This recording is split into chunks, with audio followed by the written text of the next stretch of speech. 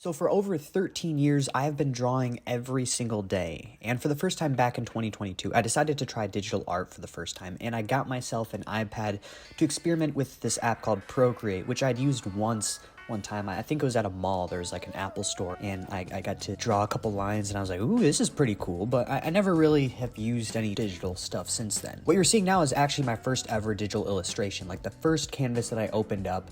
I remember my friend Ryan, he opened up Procreate, just did a couple lines, and then just handed it over to me. And that's how I got started. And to get to the final product of this image, it took me over 70 hours. So I didn't really have an idea going into this piece. That kind of is the case with most pieces that I start. But what I was thinking about when I first started this piece was this is kind of my introduction to the digital world of art. So I thought it'd be cool if I made a piece kind of almost like a hello to this new world that I'm about to dive into. So that's why the name of this piece ended up being Hello Digital World, because this was my first ever digital piece and the first of many. With that being said, I decided to kind of combine some of my older stylistic things, like the clock man, and, you know, lots of eyes and stuff. And while I was sketching, I was just really contemplating what else can I add to this image that is different, because I feel like I'm kind of, there's this new world of just like so many, there's just so many possibilities with digital art that traditional didn't have. And so, you know, I did a lot of sketching, erasing, adjusting. Adjusting was one thing that I couldn't do traditionally, so that was really cool to be able to just like select a certain part of the drawing and then I could just move it over like 3 inches over. Like, I just can't do that with a pen and ink drawing, so that was a pretty cool thing. Now, since completing this piece, I think a year and a half has passed, and I've done countless digital works since then, probably close to 1,000 at this point. With all of this new gained experience in this different medium, I've learned a few things. I've learned the differences between digital and traditional art, and I'm always getting questions like, what do you think is better, digital or traditional? And I feel like you can't really compare them. I mean, for me personally, I like digital art for commission-based things because it allows me to alter the illustration however the client sees fit. So, you know, if I was doing a tattoo design, but if I was doing it traditionally and they asked for a major change, I'd have to start all over. But when it comes to digital art, I could just kind of undo this section, alter this one. I could even kind of warp it a little, you know, like maybe the face is too wide. I could kind of shrink the face in a little if I want to. I don't know, there's so many different options that save me hours of time just because it's digital instead of traditional. However, if I was to choose a favorite, like if I was to do one for the rest of my life, it would still be traditional, because as much as I love digital, I feel like in some ways it's a little bit too easy. It's too easy to get away with certain things where I'm like, damn, that would have taken me like 3 hours to do, and I did this in 30 seconds. You know, even though that's cool, the feeling of creating something real still trumps whatever I'm doing digitally. Even if the digital result turns out cooler and has more depth to it, I still love actually feeling the paper and the pencil and the pen and being limited to the physical realm.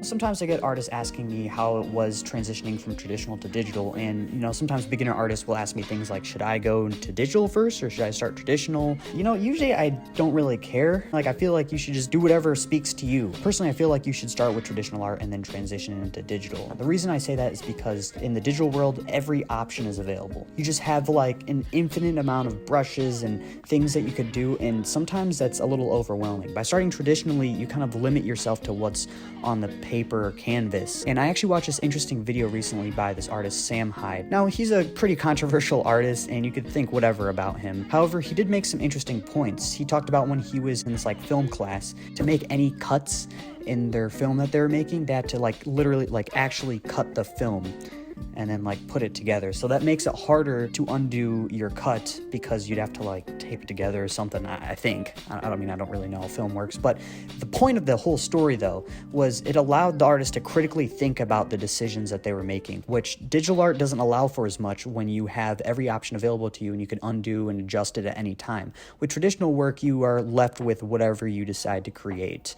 It's harder to undo with traditional work, but it allows you to critically think and analyze what what you're about to do, which is a very important thing to learn when developing your artistic process of how you do things. So that's why I think it's really important when starting with art, because with digital, I would almost compare it to, like, imagine if you just took a person that was really into cars and wants to build their dream car, but they knew nothing about how to build a car, and you just threw them into a shop that has all the tools to build one. Do you think that they're going to build a perfect car right off rip? No, they probably need to start smaller and research some things and, try to build some smaller things first and go through this trial and error process, and they'll learn so much along the way, and eventually they'll get to the point where they do understand all the tools that they could use in this dream mechanic shop where they could build, the car of their dreams. But, obviously you can't do that right off rip when you have so many options and there's so many tools available to you that you don't know how to use or use properly.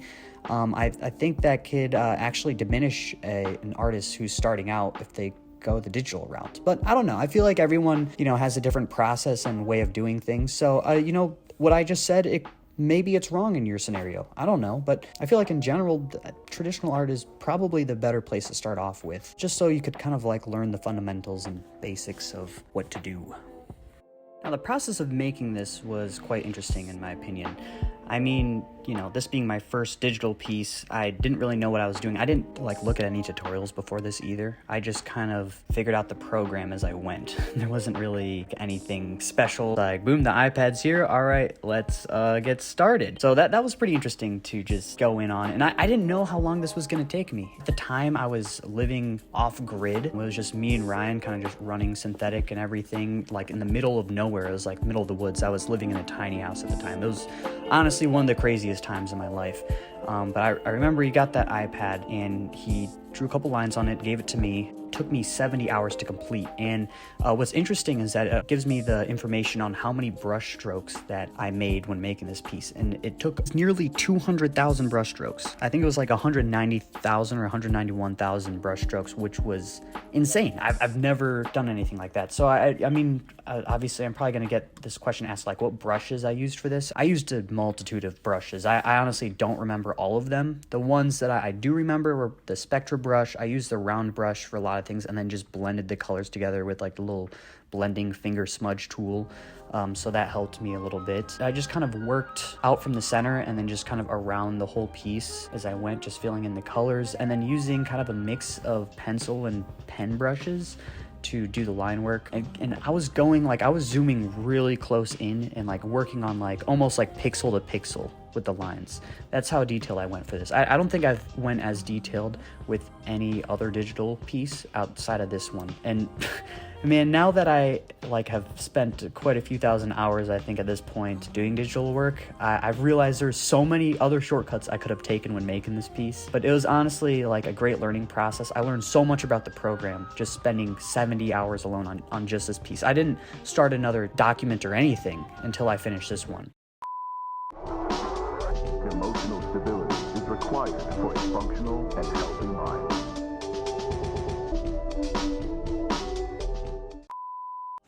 When I started this piece, I visualized in my head what I thought would be like if my imagination and the digital world collided. The internet is full of bright colors with different personas everywhere, and I wanted to somehow convey the overstimulation that the digital world can bring you. When you think about it, it's kind of hard to gauge how the digital world affects you because it's so ingrained in our day-to-day life. If you're a post-9/11 baby like me, it's kind of hard to get a grasp on, or like what you would be like without your phone, because I mean, we grew up with this stuff. I mean, I was in first grade when the first iPhone was released, and it was like a big deal. Even first graders were talking about what's cooler, a BlackBerry or an iPhone. At the time I said BlackBerry because I just thought BlackBerry sounded cooler than iPhone, but that's besides the point. I feel like technology in the digital world can really offset your life if it's unchecked. You get sucked into it without even really realizing it. I mean, I struggle myself trying to go to sleep when I'm watching YouTube video after YouTube video, and I pretty much fall asleep to YouTube videos. And I try to a few times a night to just go to bed without anything, but like looking forward to watching YouTube videos and stuff after I'm done working is like my treat. And it's hard to break a habit like that once you get started because there's just so much stimulation there. I mean, I guess you could call it a drug in a sense, because it is weird when I go to the bathroom and I forget my phone, and I'm like, I'm already checking my pockets as I'm walking in the bathroom to pull out my phone. And then if it's not there, it feels very weird.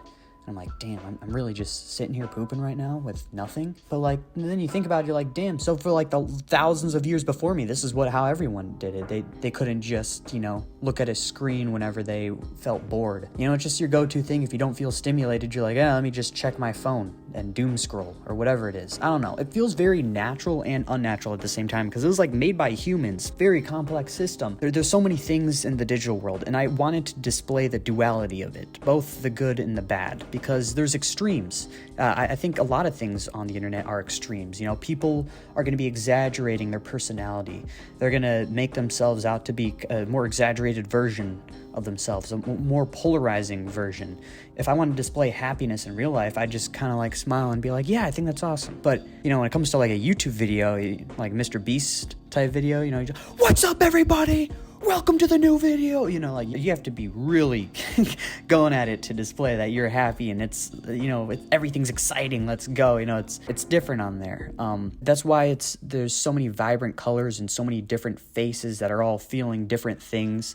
I mean, there's even a giant puzzle piece face coming out of the clock. Another thing that I thought about regarding the clock man is I wanted his body to kind of almost show, like his physical body, the way that he's positioned and everything is kind of almost like reacting to this digital world. He looks unbalanced. He's kind of taken aback by this world, like he's whoa, as this thing explodes out of his head and out of his arm oozes his personality that's just kind of being glazed onto this ever-changing landscape of what we call the internet. Because that's what it feels like. Once you're on the internet, you put your opinions and everything, and that just kind of gets added to the log, put onto a server for 1,000,000 years past your lifetime or whatever. I don't know. All of your emotions, though, get put on display in different corners of the internet, depending on, where you look, where you decide to comment. I don't know. There's a digital footprint, and, you kind of just become a part of this giant whirlwind of all these emotions. Everything is designed by humans, wherever you look around. Especially if you're inside, everything around you is designed by someone. Same thing goes for the internet. Every single thing on there was designed by a person. And that's interesting to think about because there was intention behind damn near everything that was put on the internet when you think about it. And all those intentions and what people are trying to make you think with what they've created, they're all pulling you in different directions. And it's a very crazy landscape. And I tried to display that the best I could in this digital piece. I also tried to include the intricacies of what makes this complex machine runs that no one really sees. I mean, I don't see it because I don't know how to program something or how a computer exactly works. I don't even know how a car runs. And I think that's most people in the US or just most people in the world is, you own a car, you own a computer, you own all these things, but you don't know how, like, fundamentally how it works. And that's kind of just how this world is in general. Even just the real world. We live on this earth, but we don't know everything about how it all works, how the universe came to be and all this stuff. But I wanted to include those little wires and intricacies within that eyeball thing. If you zoom like really far in on the piece, you'll see that I've made wires that are like 1 pixel wide and width. And they're like all calculated and going throughout this giant, I don't know, you could kind of call it a disc or the iris of the eyeball. But I thought that'd be a cool feature to add, even though it added probably like 5-10 hours to the process. I really wanted to go all out for this piece. And I think that's what I did. Even though I felt like I was rushing it a little bit because, I thought it was going to be like a couple days to make this, and then it turned into 2 weeks, and then by week 3 I was like, all right, we really got to get going on this. So I couldn't spend as much time as I would have liked. Usually I don't spend this much time on details, but again, with a new medium, I'm figuring stuff out. But now it's been over 1.5 years. I got this iPad February of 2022, and now it is currently the August of 2023. And I've even gotten into animation quite a bit, and I'm pretty excited to kind of show you guys what I've been doing for the last 1.5 years on this iPad, because there's so many different projects I can make endless videos on, and it's going to be really exciting to break all that stuff down. Thank you for watching. Have a good rest of your day. Bye-bye.